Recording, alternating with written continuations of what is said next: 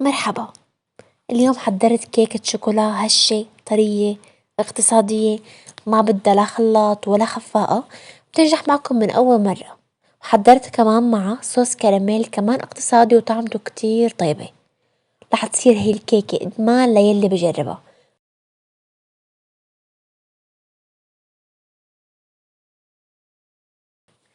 أول شي حضرت الكيكة، عندي هون كوب حليب ساخن، ضفت فوقه ملعقة صغيرة خل أبيض، حركتن شوي لحتى يفرط الحليب، وتركتن لحتى يبردوا شوي يعني يصير الحليب دافي. وعندي كمان كوب مي دافية، ضفت فوقه ملعقة صغيرة نسكافيه، حركتن شوي وتركتن على جنب. فيكن تستغنوا عن النسكافيه إذا مو متوفر عندكن، لكن بيعطي طعم أطيب للكيكة.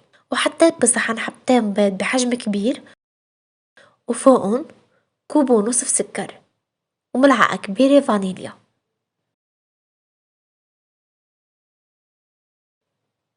حركت منيح لحتى صار لون الخليط فاتح،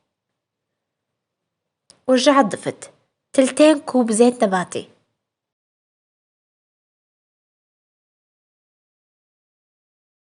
وخفقت لحتى اختفى الزيت تماما، وضفت كوب الحليب مع الخل،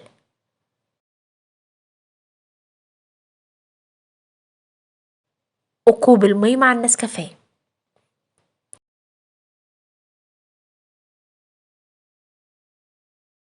وخفقت منيح ورجعت ضفت نصف كوب من الكاكاو المنخول، طبعا لازم تكون نوعيته جيدة، ورجعت خفقت منيح لحتى داب الكاكاو.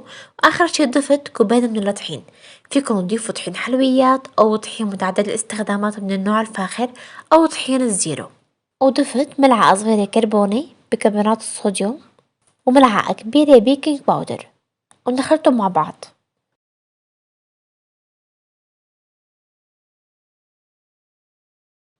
حركت كتير منيح طبعا بهدوء لحتى صار الخليط متجانس وما في أي تكتلات للطحين. فيكن تسكبوا هذا الخليط بقالب بيركس مقاسه 30 ب20، أو توزعوه على 6 قوالب صغيرة.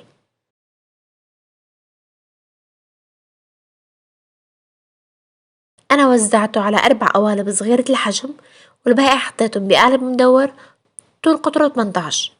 حطيتهم بفرن محمى مسبقا على درجة حرارة 180. حطيتهم بالرف الأوسط، أخدوا معي 25 دقيقة من تحت و5 دقايق من فوق. وبعد ما طلعته من الفرن حضرت محلول، ضفت فوق شوي من الحليب تقريبا نصف كوب، ملعقة صغيرة كاكاو. حركت الخليط منيح وحبيت صقي فيه الكيكة اختياري، وفيكن تستغنوا عنه لأنه الكيكة كتير هشة حتى بدون تصقاية.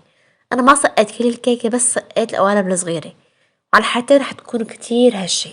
بعد ما صاروا القوالب الصغيرة دافية، سقيتهم بالخليط اللي عملته، وتركتهم لحتى يبردوا تماما. لما استوى الكيك حطيت بالفرن تقريبا كوبين ونصف من الفول السوداني، كمية طبعا حسب الرغبة. شغلت من فوق ومن تحت ونطرت لحتى تحمروا، وتركتهم على جنب لحتى يبردوا. وبهذا الوقت بحضر صوص الكراميل.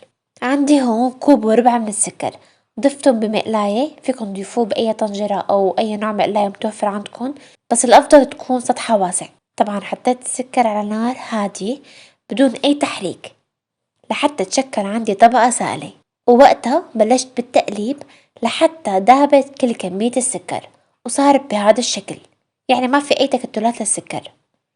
وضفت ملعقتين ونصف كبار من الزبدة، خلطت الزبدة منيح مع السكر، وكنت بهذا الوقت حاطة على النار كوبين حليب ساخن وضفتهم فوق الخليط. كتير مهم انه نسخن الحليب لحتى ما نتعذب بتدويب السكر مع الحليب. لما داب السكر مع الحليب، خلطت على جنب نصف كوب مي باردة مع ملعقتين ونصف كبار نشا، حركتهم كتير منيح وضفتهم فوق الخليط.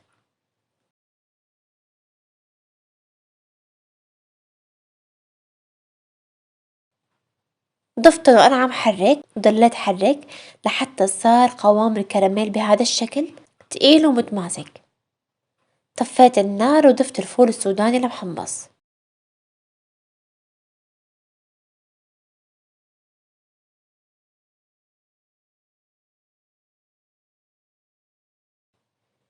قلبتهم شوي ووزعتهم بالتساوي فوق الكيك.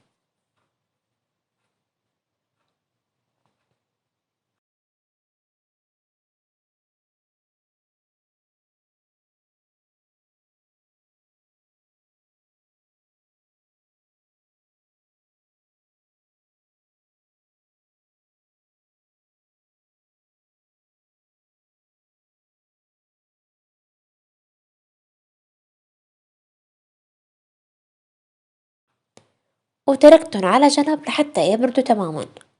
وحبيت كمان ضيف شوكولا، دوبت شوية شوكولا بحمام بخاري.